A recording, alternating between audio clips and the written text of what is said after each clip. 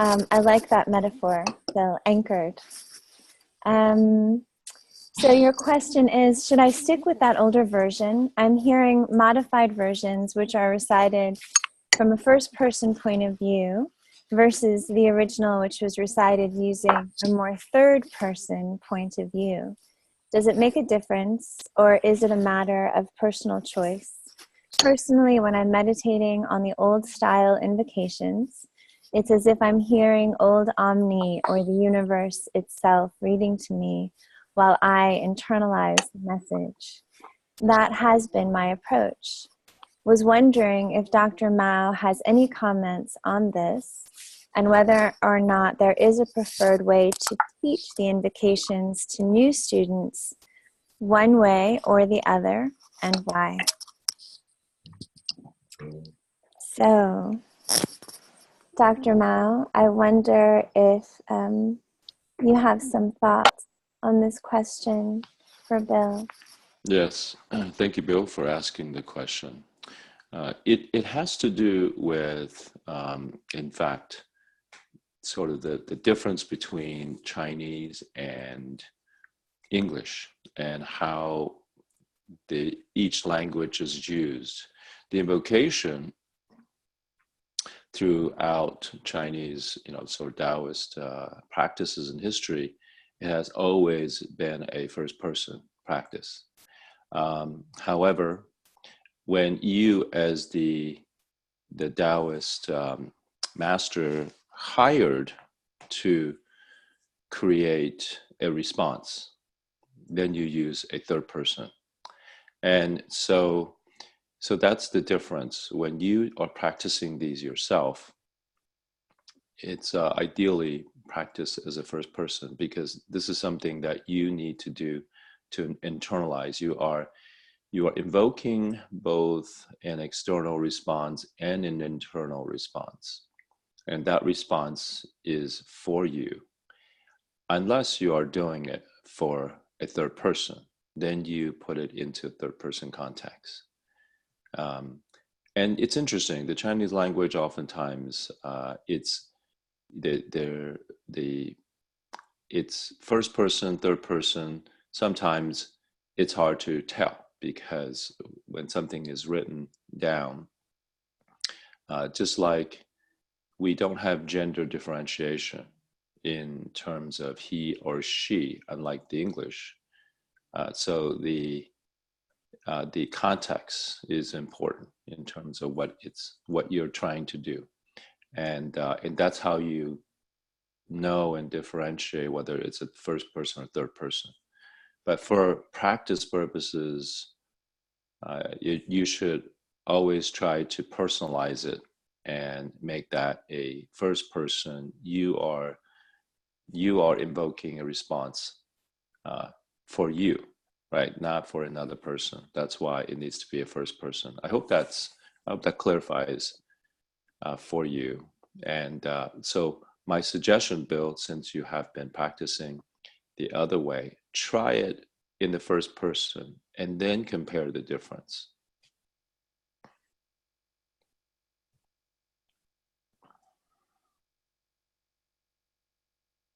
Yeah, it helps. Thanks a lot.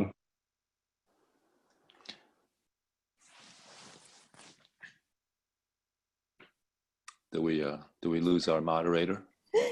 So I wonder. Oh, there you go. Okay. It's kind of amazing that we can meet like this. Our signal has to be sent to a satellite in outer space and then back to each of our individual devices. And sometimes I get frustrated by the feedback or the momentary pause or some kind of technical glitch, and I completely forget how amazing this is. When I was a kid, I never probably would have dreamed of this even as a possibility. So I'm reminding myself to be patient with the technology. Well, so not to sidetrack, but I want to make a comment on that. So in the Taoist canon and a number of these ancient texts, it talks about an achieved being, a master, who resides in his cave in the mountains, is able to know all the happenings in the world. And in a way, the concept of telepathy, this concept, how do people communicate in ancient times when they're very far away? They're physically removed by long distance between them. And this sort of brings up this whole concept and idea that what is the existence of our life, but not for energy, right? So now we're proving the concept of what the ancient practices have outlined, this whole idea and practice of telepathy, to be able to have a conversation with someone or get information to and from. So this is the perfect example of where we are, this device is capturing whatever messages, whether it's video, whether it's audio, whether it's whatever, even writing is in images, right? And break it down into bits of 0 and 1. So this pulse of yin and yang, then it's transmitted from our device through cellular signal, which is radio frequency, to a cell site. That will in turn, the signal gets processed. So this radio frequency, so initially it's this digit, and then the radio frequency captures it, and then through a processor, then process that bits of data. Then it's transmitted, like you say, to satellite, and then, or sometimes it's actually through fiber under the sea, but satellite, and then down to Virginia, where Bill, DC, I think it's in DC, Virginia, where he is, and then go through the cell site there, and then transmit it,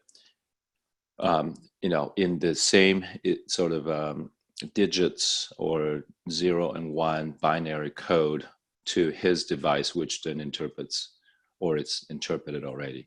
And it is a remarkable feat, but these are concepts and practices that have been around for a long time. And so much of this, we do marvel at the fact that for all of us who are maybe not cultivated at that level of telepathy, to be able to have the benefit of telepathy just simply by turning on our phone.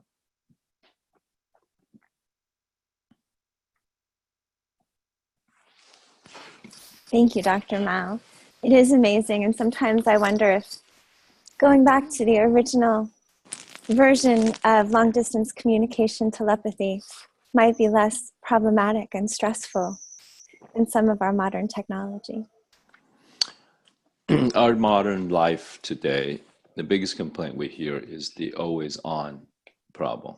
And we're compelled to look and check on this device all the time. And I think it actually, it detracts you from developing your own abilities of knowing, right? So that's part of the problem. So my suggestion for you is turn your cell signal off, like put on airplane mode as much as possible, and maybe designate 3 times a day, or even twice a day. But let's say if you're you need your phone for whatever purpose 3 times a day, and just have those hours, or half an hour of just having it on, checking it, processing whatever information you need, and then turn it back off. Because the energy, the radio frequency and the electromagnetic field, having always on, can interrupt your own natural energy field, and it can affect your chi. There's no question. And there's studies now that show subtle influences of the brain waves with excessive high intensity radio frequency, and that can have in my opinion, detrimental effects, possibly even physical health. So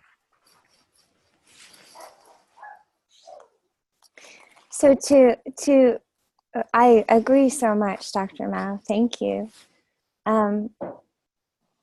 Going back to your question, though, I want to follow up with you and I'd like to know how you feel practicing this translation of Dowling, having practiced for so long the older translation. I also practiced the older translation as I studied Dowling with John Barber at Yosan for many, many semesters, and I loved it. But there were some words and some references that didn't resonate with my understanding of language, and so it was such an honor to work on it with Dr. Mao to explore the meaning and hopefully to bring out even more meaning. But I wonder how it felt to you, because as with everything, life is a work in progress. So I wonder if it resonated with you or didn't, or how was your experience, Bill? How was my experience over the years practicing? Is that what you're asking? I can't hear you. Hold on.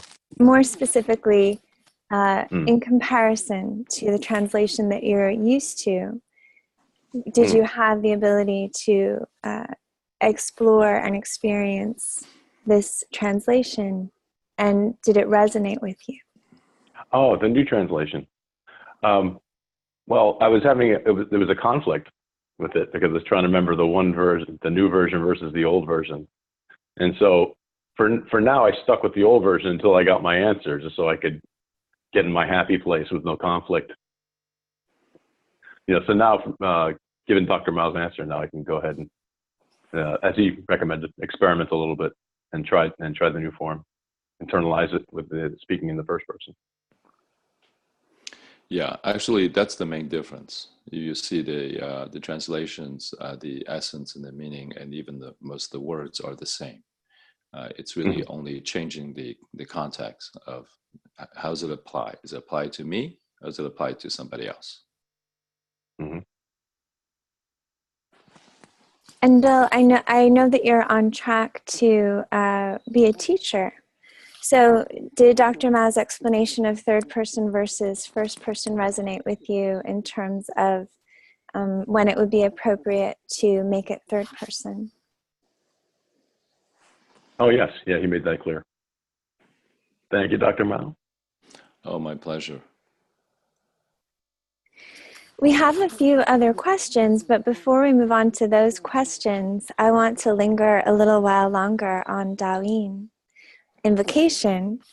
And so if you have any questions with regard to Daoyin, please raise your hand or leave us a comment in the chat section. But Dr. Mao, there are a few words that I feel it might be helpful to explore because they require some understanding of Taoist tradition and may not be readily understood by typical English speakers. And because we have many languages present in this group this year, it'll be helpful also as they potentially translate into their own language for themselves. So Dr. Mao, I wonder if you feel, how you feel about the idea of someone whose first language is German, translating these terms for themselves to internalize into their native language. Well, it's, I think, again, it's important actually to be able to use these invocations in your native language, your first language. As we know, language is powerful. Words you use are powerful because words contain meanings, to you. That's why we spend time really try to refine the translation of the original invocation. And so translation itself is also challenging because everyone's understanding of even words in their native tongue are a little different, and so it's a evolving process. as I undertook the translation of the ancient medical text, Yala Emperor's Classic, I had to take time to learn classical Chinese, which it's not being used anymore. And then consult with my father, who was a classic scholar, understood the classic Chinese, and him being also a practitioner, doctor, and also a Taoist master, who, sort of made him the sort of the perfect person coming from various angles in which to assure the translation was accurate. And then I consulted close to 20 classic, medical classic scholars in China to come up with the translation. So and even then, depending on my mastery of the English language, which I can't say that I am, perfect in that way, not at all. I then had to then consult with 3 PhDs in English language to make sure that the words that I was choosing close, as close as possible matched the original meaning. Again, so there are iterations of that sort of happens. However, having said all that, words are important. The right words, the correct words are important, because they do project our intention, right? Both towards us as well as towards the higher power that we are attempting to invoke. And as the old saying goes, be careful for what you ask.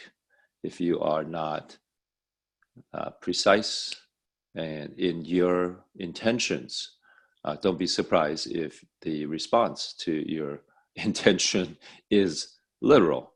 And so that's why it's important that we choose the right words.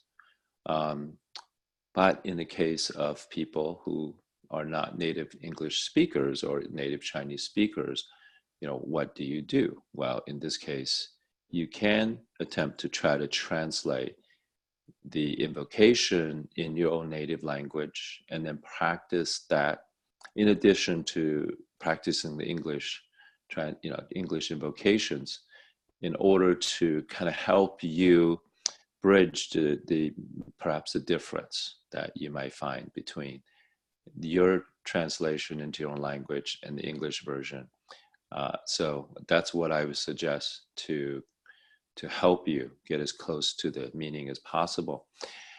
The essence of each, of course, is summarized in the title of each of the invocation. So that's also important to focus on.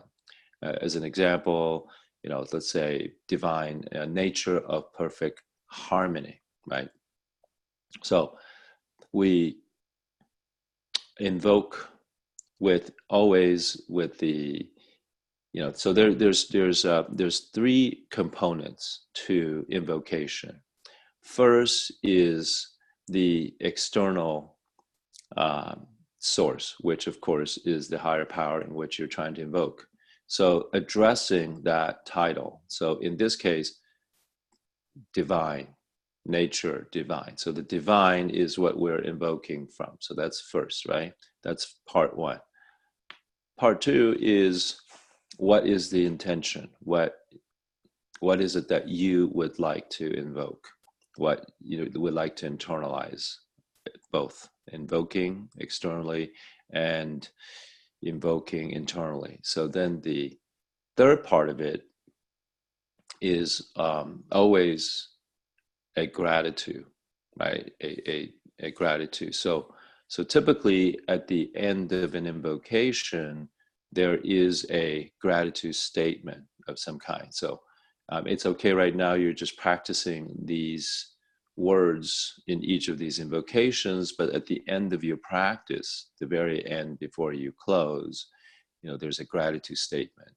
Thank you for empowering me with the strength and the determination and the discipline and whatever it might be to maintain my perfect harmony, right?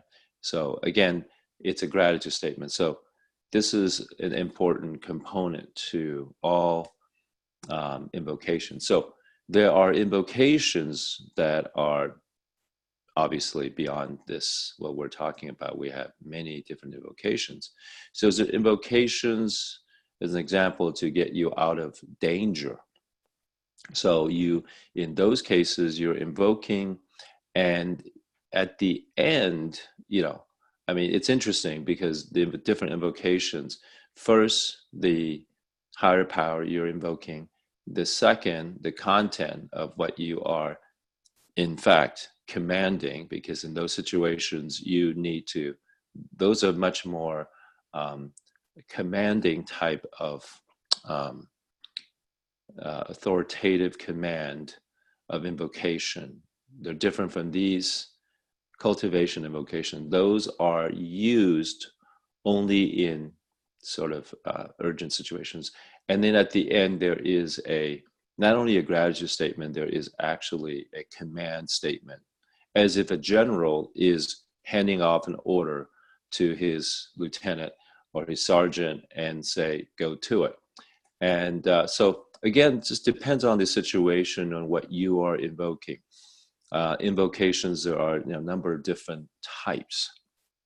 And so it's important that we also understand that. But those we'll explore in the more advanced levels of meditation practices.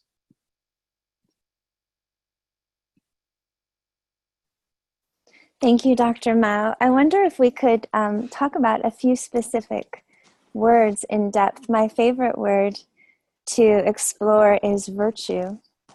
And virtue comes up in this invocation, I believe it's number 8, divine nature of universal trustworthiness. At the end, through practicing great virtue, I can refine my personality and alter my life. And I feel that virtue is one of the words that is most easily misunderstood in English because it has many meanings. And I believe that it's important to grasp the meaning in the Taoist context specifically. Well, I'm sure, again, these are the interesting thing about attempting to express what Taoist tradition consider a virtue, right? So literally, virtue is a word that comes from Tao Te Ching. So Tao means, of course, the Tao. De is virtue, and Jing means, a classic, a treatise, and so forth. So Lao Tzu, when he wrote the book, he titled it Tao Te Ching, and there's only 5,000 characters in it, in this one book. It became it encapsulated the Taoist teaching back before Christ's time in China. And so the Tao is often translated, of course, the way, right? So the way, the path. And we call our tradition, which has its history from Gehong, Master Gehong, back in the Han Dynasty. And the name integral way was what he used to describe the way to fulfill the mandates and the essence of the Tao Te Ching, how to live the teaching that was espoused by Lao Tzu. So the way, the path, right? But then the way, the path is also defined by virtue. So the virtue really is explaining sort of the natural, if we go back into our nature, if we look at as a little baby or a child, before any sort of discrimination, before any sort of conditioned response came into being, you're being what you're whole, and unadulterated and pure. And that state of virtue is what we strive to return to, right? And so if we think about the virtues of of a, um, a young toddler or baby or someone at that age, we think back, we had, what our kids were like in those years, because we most likely don't remember how it was for us personally, but certainly through our kids, we learned that number one, that there's this pure joy, right? There's, as long as you sleep, as long as your belly's full, as long as you're not in pain or distress, there is a complete pureness of joy. And joy is just, it's unconditional. It's you feel joyful. There is no anger, there's no frustration, it's just pure joy. So that's the embodiment of like the initial virtue. So that is your nature is in that state of uncontaminated, if you will. And in some way, as we begin to take shape and form as a young adult and into adulthood, we have a lot of ideas that are not quite natural to us. And so that's the kind of work that we need to do to begin to shed as we work through our meditative practices. First and foremost is that kind of ego, right? Before child forms a sense of me, right? So that's before 2 years old. That child separation between you and him, mom, dad, that child considers everything as one. This is all just what it is, and there's no separation. So that's before the ego gets in the way. And once the what we call the terrible two comes along, at that point the child gains a sense of propriety, sense of ego. And so the word no becomes a very powerful statement of no. No, I don't want that for me. I don't want, it's at that point, it's now I am looking for me, right?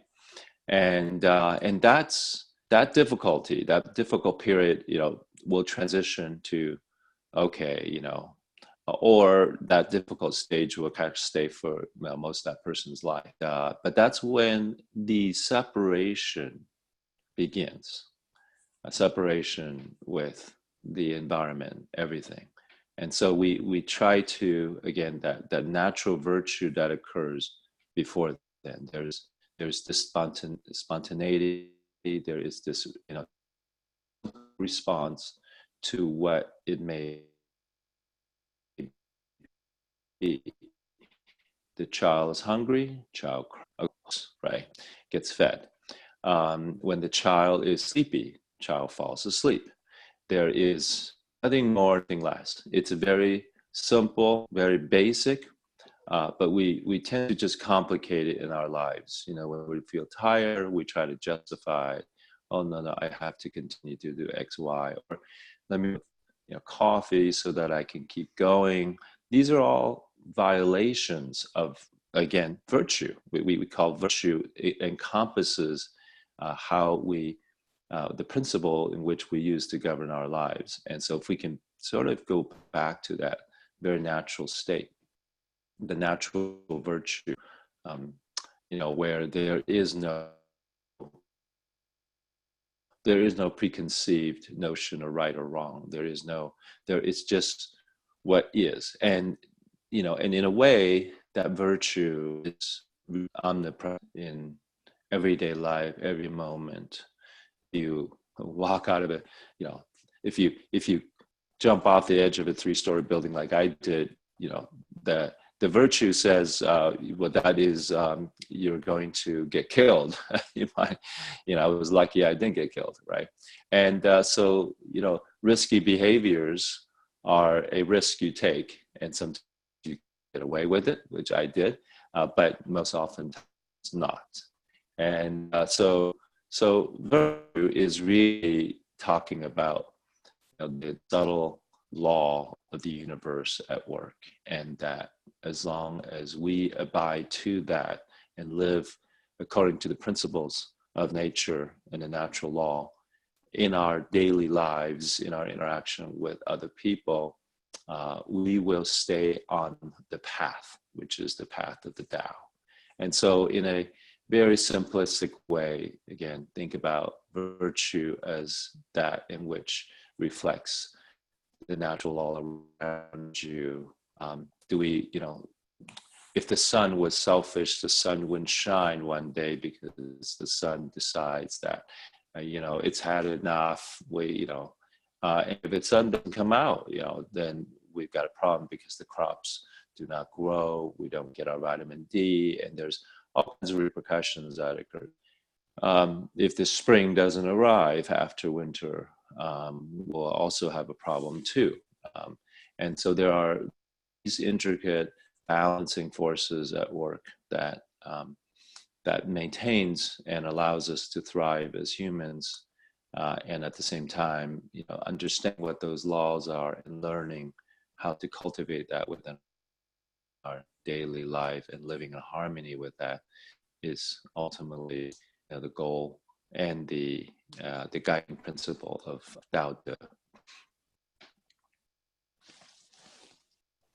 Thank you, Dr. Mao. Just to confirm my understanding of virtue, it sounds like it's a state of natural being. And so when we practice, for example, natural meditation, which is just allowing thoughts and concepts to settle, allowing emotion to settle, and allowing clarity to increase and kind of dominate awareness and perception, it sounds like that is virtue.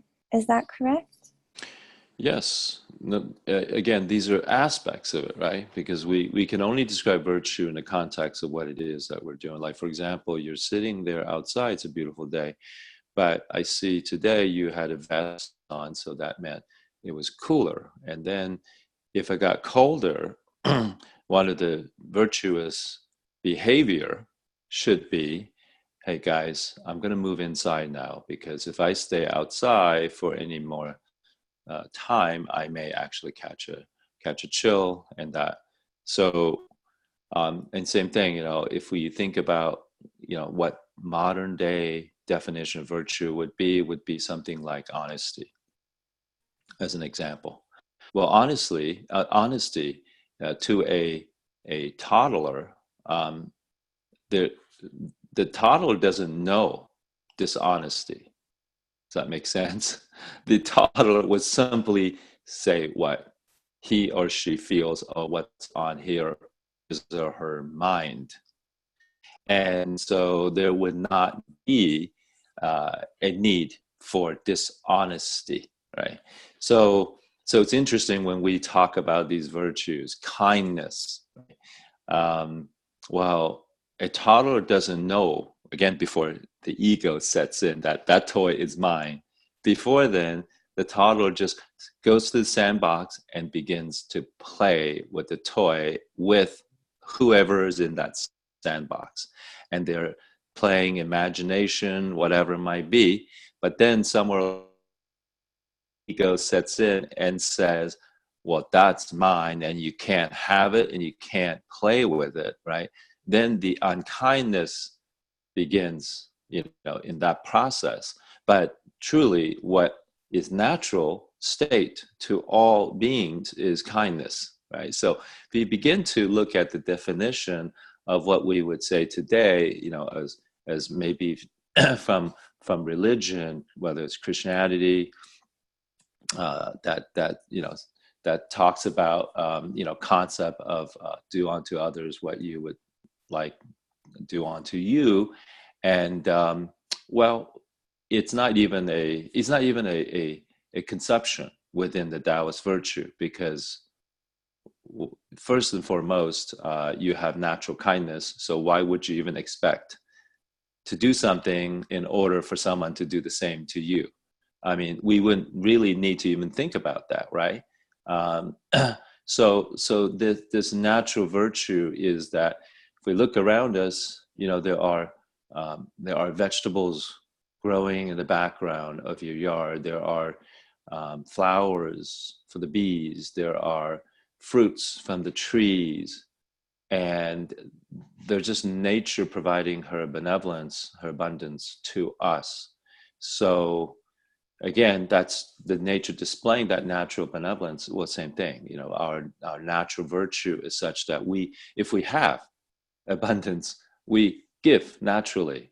We want to share. If we have a tree full of fruits, we can't eat it all, for sure. And so if we leave it on a tree, yes, the birds can eat it. But you can also pick them and share with your neighbors and family and loved ones. It's natural. It's what we would do. We wouldn't do it simply because we expect others to do that in return to us.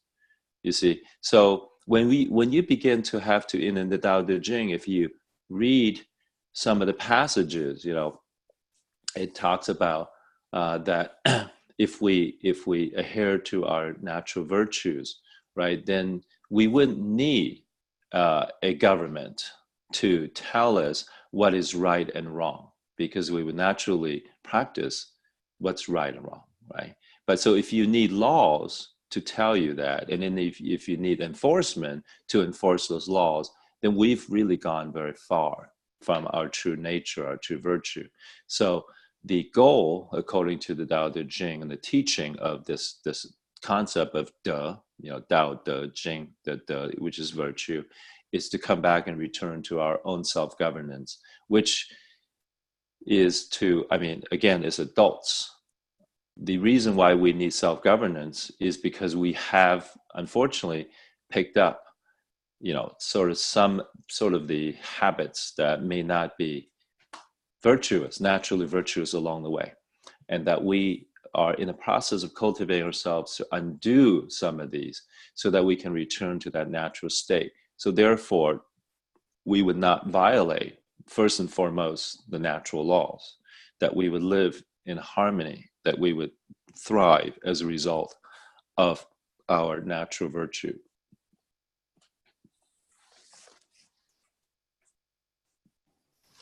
Thank you, Dr. Mao. The other words which tie into virtue for me are wholeness, shen, S-H-I-E-N, and firmness. These are three words that are connected and related, but which might be difficult to understand for English speakers, but also for those who are translating into another language. So I wonder if you can comment on wholeness, shen, and firmness. So, well, first of all, I'd like to know sort of what your understanding of it and why you relate these words to virtue.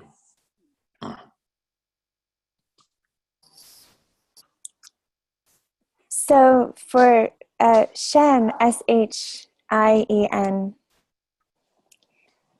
it feels to me very much the embodiment of virtue, of natural being, of non-egoic being, of a return to natural inherent benevolence. So this part of myself, I feel, is connected to the all that is and one with the all that is. And it also transcends impermanence and is permanent. In other words, it is the aspect of myself that continues on from beyond this body, this physical embodiment. And I suppose that then leads to firmness, that firmness is a kind of eternal existence. That's my understanding. And I'm not sure if that's correct. I've often experienced this word and read this word, and that's been how it resonates in me. But I'm not I'm not certain that it's correct. So I would love to know, Dr. Mao. And this relates to wholeness and my interpretation or my experience of wholeness is harmony and one with all that is in my experience. So I'm glad you brought this up, and thank you for sharing your meditation on these terminology and concept. So you pull up the character Shing, Shing, and that term can be right. That's the term, right? Actually, no, it's No. Shien. Shen. I-E-N, right? Yeah, Okay. spirit. Okay. Spirit, right? Okay. So Shen. Okay. So let's differentiate the words because the romanization might be a little different. So there's Shen, Shen, Shen, which means spirit, and then there's Shen, Shien, which means immortal, the achieved one. So, and they're used differently, right? Because Shen is the spirit in which animates within each of us, and then there's the Shen, which are the immortals that we seek to become, or that that we have read about them and so forth. And so there are two different distinct different, if you will, entities, if you will. Okay. So that's the difference. Now you're referring to this concept of wholeness in the context of someone who is achieved as a Shen, right, who embodies the wholeness, as well as wholeness encompassing our mind, our body, and spirit. So the Shen, our spirit, along with our body, our physical being, right? So I think that's what you're talking about, this concept of wholeness, and no question that so often we operate in a non-wholeness way in everyday life. We might be talking to someone, but our mind is somewhere else. We might be thinking about something, but our body is a couch potato. We may be thinking about walking in the woods. So there's a disconnect between mind, body, and spirit all around every single day. So one aspect of cultivating wholeness is to unite all three spheres and to really be consistent with that.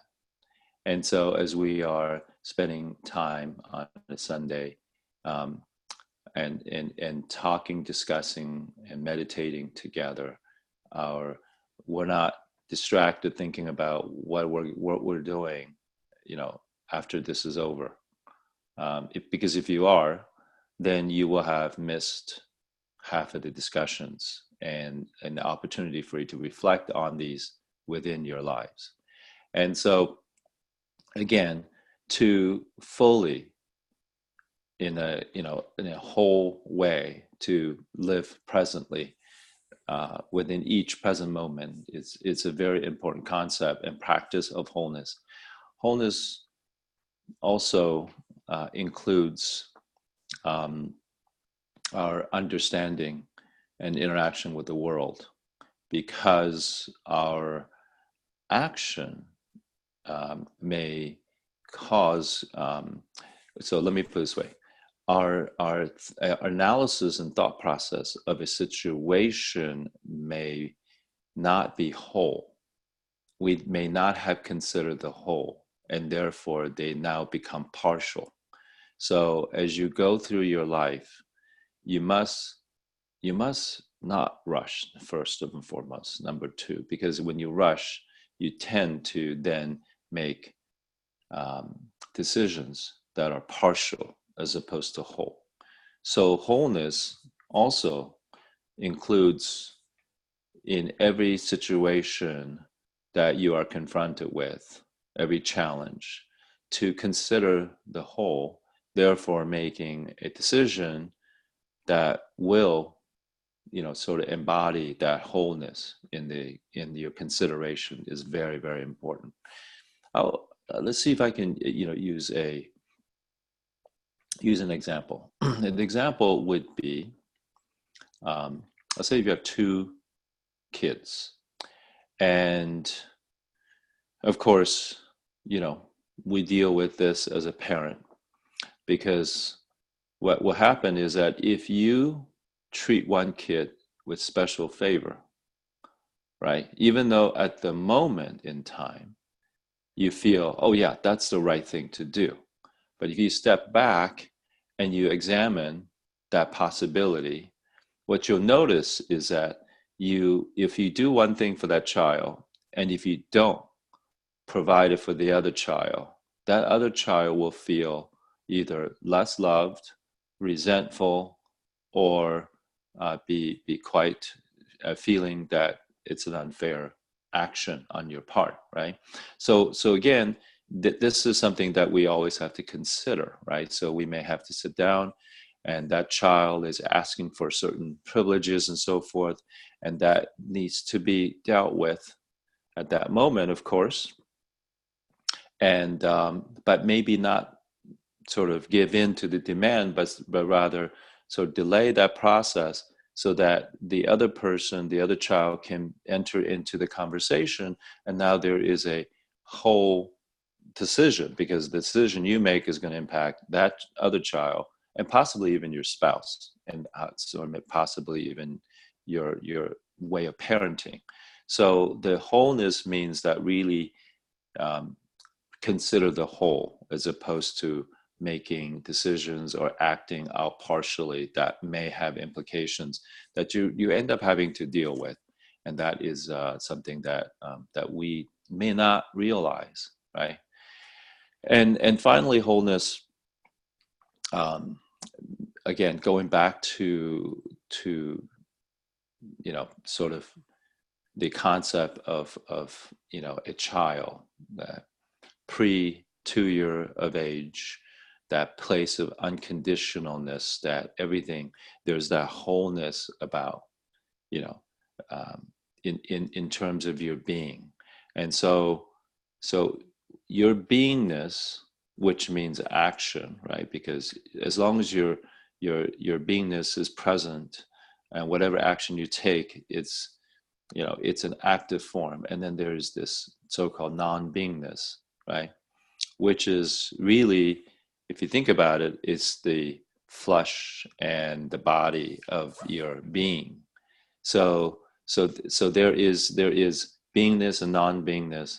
There's also non-beingness applies to the spirit that resides deep within, that is not seen, but it's heard from time to time if you allow the Shen to come out. And so we have to also consider all of it, when we are living our lives. And so checking in within your body, your mind, and spirit, in terms of your daily actions, is important. Okay, and that will help you develop that awareness, and in the Western modern term, mindfulness, that will allow you to practice the concept of wholeness. I think that's important. Then you mentioned the word firmness, and I was curious, why you chose firmness. But I think, if I understand you correctly, that firmness represents for you reality, or the presence of that, because firmness versus, I suppose, softness. So it's perhaps you're representing that. But again, because as soon as you say firmness, right, there's the opposite of that, which in Tai Chi there is firmness, and then there's softness, and they're constantly alternating in life and in practice. And there is the right time to be firm, there's right time to be soft and yielding. And so It's a constant interplay. But I think the context of what we're talking about here is coming back to virtue, right? So wholeness as well as firmness means an affirmation of life. And I agree with you. That is, that's what we strive to practice in terms of virtue in our daily life. Thank you, Dr. Mao. We're getting close to 11 o'clock already in California. So Claire, I'm so glad that you're here with us. And I wonder if you would like to ask Dr. Mao the question that you sent in, or if you'd rather that I screen share it and read it.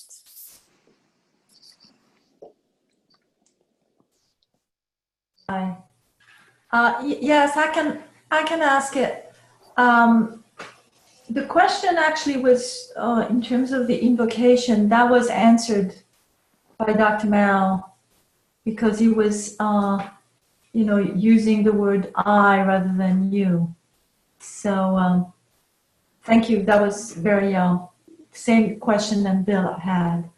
But I had another question regarding the sounds, and I was not clear about the sound E for the triple warmer. Mm-hmm. If we talked about the 3 jiaos or the 3 dantian or both, it feels in my practice that it ends up being the 3 dantian. It's got to get to the whole being. So I don't know, Dr. Mao, if you have any clarification there. Yes, so it's the sun jiao, the triple warmer, in the Chinese medical sense, encompasses the 3 cavities of the body, which is upper, middle, and lower cavity of our trunk, and it's physiological, but it actually does connect with the 3 dantian. I'll tell you. I explain the reason why. In Chinese medicine, it's long been understood that the 3 dantians interact with each other in health. And when we talk about three jiaos, so the triple warmer, we're really talking about the entire endocrine system. The endocrine system encompasses these following glands: pituitary, so pituitary is behind here, right?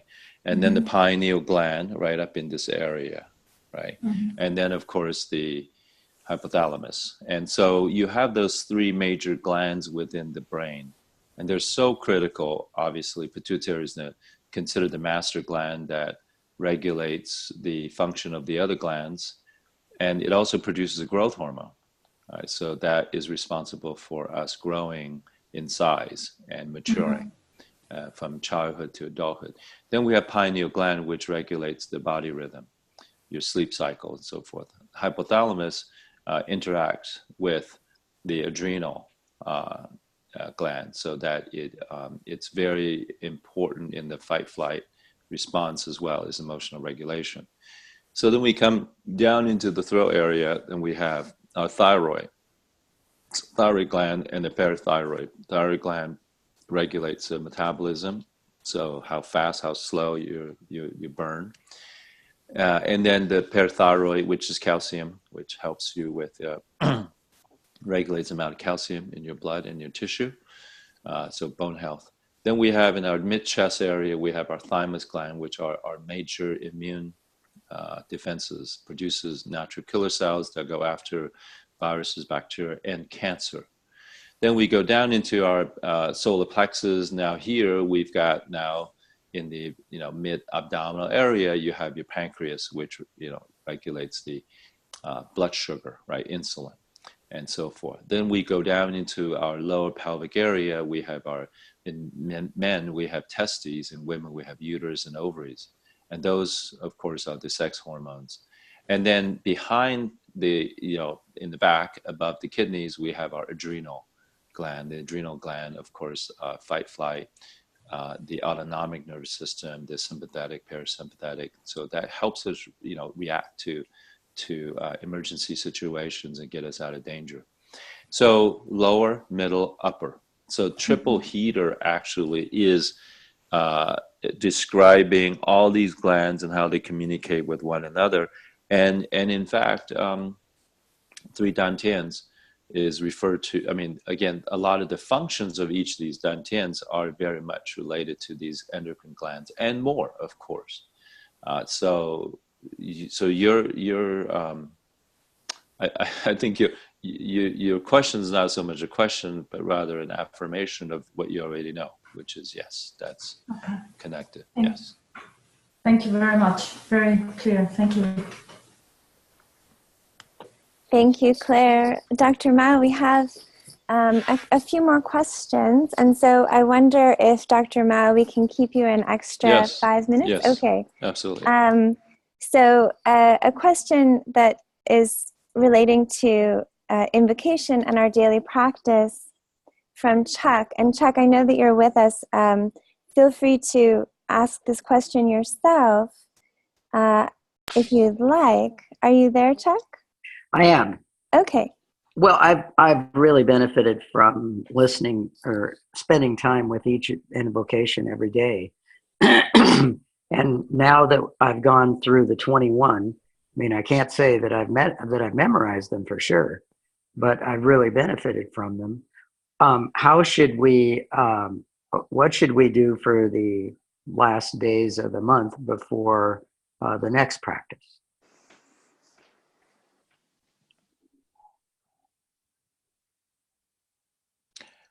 So Chuck, good to see you. You too. Yeah. So what Chuck literally is asking is that, well, let's see, I'm doing one for 21 days, and now what I'm going to do for the next 9 days. Exactly. I mean, I can Chuck, go do them over or what. So the thing about Chuck is he's highly intellectual. So he's already intellectualizing this question, which is there's 30 days in a month and there's only 21 invocations. What do I do with the next 9? My answer to you is, Chuck, repeat them. Okay. Yeah, just go over them. I mean, in fact, why not take the last 9 days of the month and do all 21 of them every day? Okay. Right. They're really good. Thank you. I like to play with Chuck because he's so smart. Sometimes he he takes things very literally. Thank you, Chuck. Thank you, Dr. Mao. That was a wonderful question, and it reminds me that initially when we spoke about this, Dr. Mao, also you advised that this is an opportunity to memorize some of the invocations that you really resonate with you, and perhaps practice just one in depth each day. This is an opportunity to really dive deeply into the experience of invocation. Do I remember that correctly, Dr. Mao? That is absolutely correct. Yes. And there's another question from Paul. Paul, would you like to ask your question? Or I can screen share it? Go ahead. So Paul asked about the order of organizing your altar in preparation for daily practice, and if it's important to do things in a specific order in terms of the water, the flower, the gong, the candles, or if the order is not important. Well, no, actually the order is simple, and I think it'll make sense to you. So as we prepare an altar every time, we start with the creative cycle, starting with water element. So think of water as by which we are sustained from. So water. So what does that water represent? So the water represents your bowls, right, of water. So you get some fresh water. So you change the water out, you get fresh water now. So the next thing would be the wood, right? So the wood element would includes the flower. So then you put the flower onto the altar. And in addition, it also includes the incense. The incense is sandalwood as an example. So we prepare the incense. What follows the wood element is the fire element. This is in the creative cycle. So now we light the incense, we light the candles, right? So the candles are sitting, the two of them. So you light the candles, you light the incense, and what follows the fire is the earth element. So then you take the incense and you put it into your incense burner of, sand in. So that's the earth element. And then finally, as the last preparation step is the gong. Because gong, so now you've prepped the altar. And as soon as that gong happens, that is the beginning of inviting, again, we talk about immortals, right? We talk about Shen. So inviting the Shen to your shrine, your altar, inviting your ancestral spirits to your altar, inviting whoever you want to join, right, from the divine. So that gong signals a gathering and the beginning of your meditation practice and cultivation.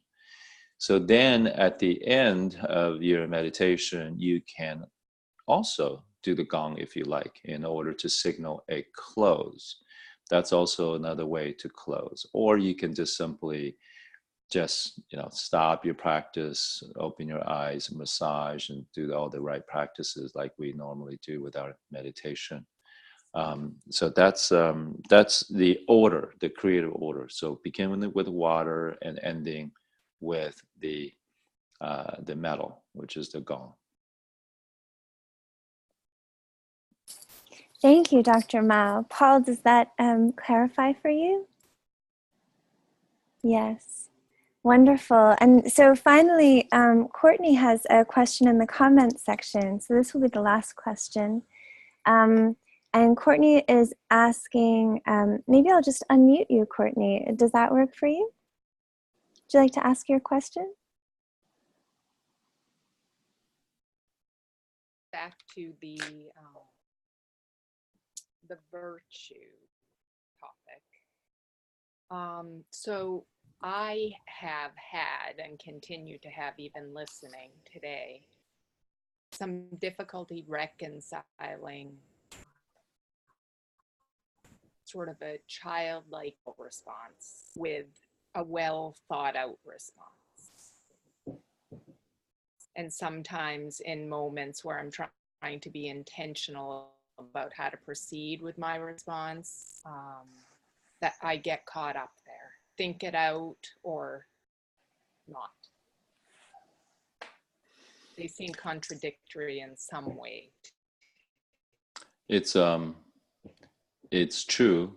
What happened is when we're trying to deliberate, and sometimes the fear of not wanting to make the wrong decision really paralyzes us. And so I would ask you to sort of go back to this childlike innocence, and how would you respond? Well, first and foremost, much of the time we are deliberating whether we should say or not say what's on our mind, because we don't want to offend, and we don't want to create, sort of ill will or whatever it might be. But ultimately, a coming from a childlike heart, there is no need to be afraid of that, because if you don't respond, if you don't say how you feel, then you're obviously creating problems for yourself, and you're the only one that suffers. So the childlikeness, that innocence, says what he or she feels, but without judgment. And that really is the key. And so the judgment is, well, I feel hurt, but that's all. That's hurtful to me. there is not like a blame. There is not like you did this to me, or but rather just this is what I feel. So if a child is hurt, the child cries, um, or is uncomfortable or whatever it might be, and expresses him or herself in a very appropriate way, very honest way, very um, unaltered way, because we're constantly adulterating and kind of trying to figure out and how to say something because we're so afraid. But really, if you practice that virtue, which means that you're honest, and this is you're not being dishonest, but you're not being judgmental of the other person as you're expressing it, and people receive your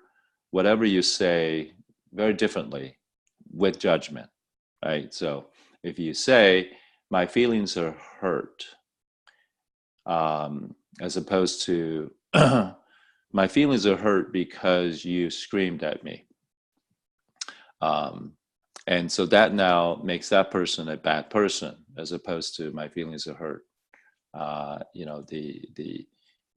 There's not this judgment, but so just expressing,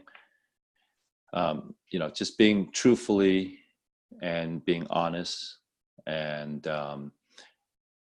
not to paralyze yourself with trying to worry about everything that's happening and how people react and so forth, because truly this is where a lot of the illness come from, is that we're constantly blaming ourselves, or constantly filtering ourselves, and to the point where we no longer acknowledge our feelings, and those feelings build up and they cause blockage of chi within our body. Then we get stomach ache, then we get insomnia, and then the next thing you know, then you are beginning to act out your disharmony or your imbalance. So the power of the invocation is that, pick one that resonates with you, like what Olivia said, and there's one here that's going to be very helpful for you in terms of helping you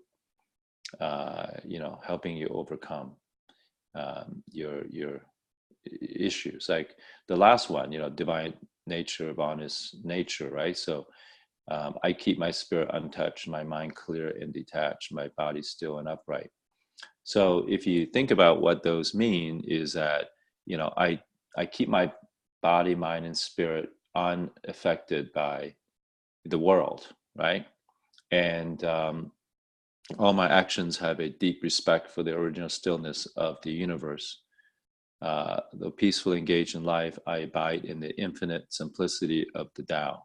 So peacefully engage in life. So if you continue to cultivate yourself, there's very little that can throw you off. People can say the meanest thing to you, but it doesn't resonate with you. Therefore, it doesn't bother you.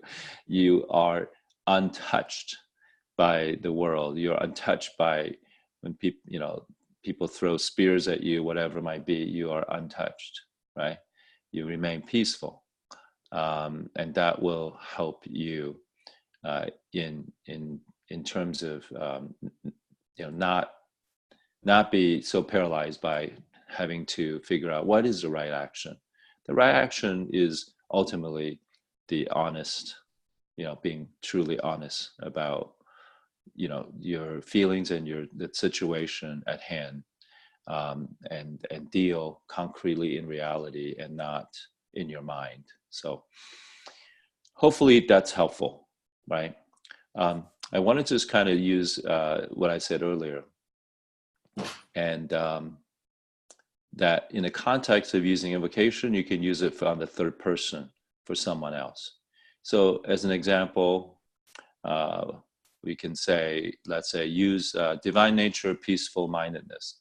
Let's say a child who is rambunctious and agitated, and really you just want to invoke that in them, and you can then change the word a little bit and say flowing, smooth, and free. so should Alexander's mind be kept clear of sticky impediment and keep the same innocence inside as out. This is the way to wholeness. Sorry, I don't know why Alexander's name came into my mind, but so so that's what you can do, and you can just meditate on that and hold that person in your mind as you are invoking this, and then observe and see what happens. You might be surprised at what happens. The behavior might begin to change. You'll find the person to be calmer, as in the context of this example. Thank you, Dr. Mao. We're already a little bit past 11, and going back to technology, I had a feeling at the beginning of the course that there was a question that got lost in my Gmail, which is now stacked, and it's a little bit difficult to navigate. I just had this feeling. And thank goodness Patricia typed in the chat section that it was in fact her question. So this is an example of psychic ability overcoming the limitations of technology. And I wonder if we have time to allow Patricia to ask her question. Okay. Thank you, Dr. Mao. Patricia, go. Thank you. It's a quick question. I've just had it for so long. It's back to the healing sounds, and I've been practicing them, every day. And I'm wondering about something. I'm a longtime mantra practitioner, and I know these are not mantras. So I know my question might be based on my own habitual behavior, but I keep wanting to do it as one breath. So I want to inhale, scan my body, and do shu, ha, hu, si.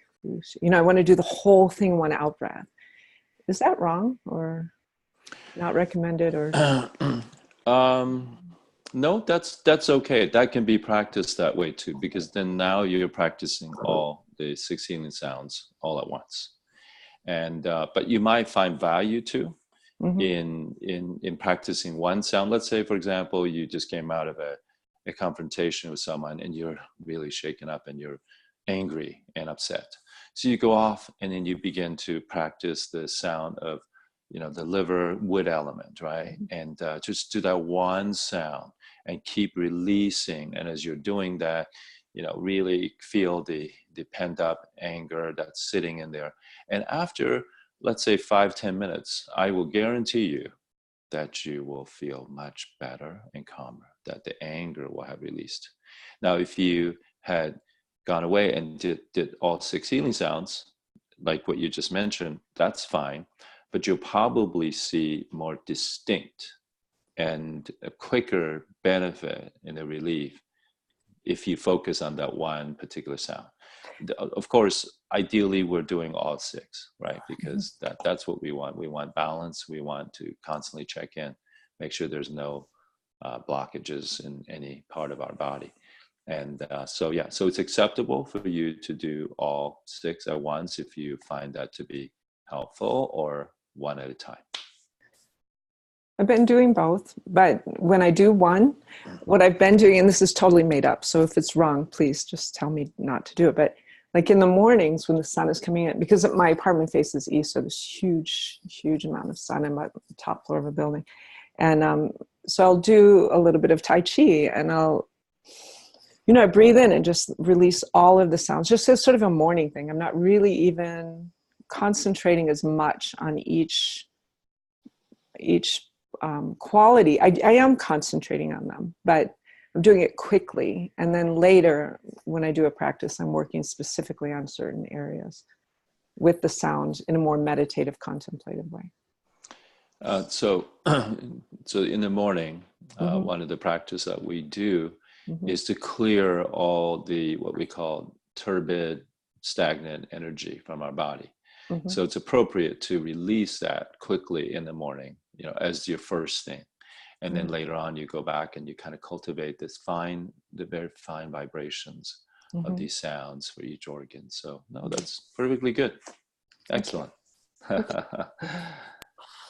Thank you so much, Dr. Mao, for being with us this morning. Thank you, everyone, for coming together. This is my favorite aspect of life, is this spiritual exploration and cultivation. And I'm so grateful for the presence of all of us. So thank you. Dr. Mao, do you have any comments to close?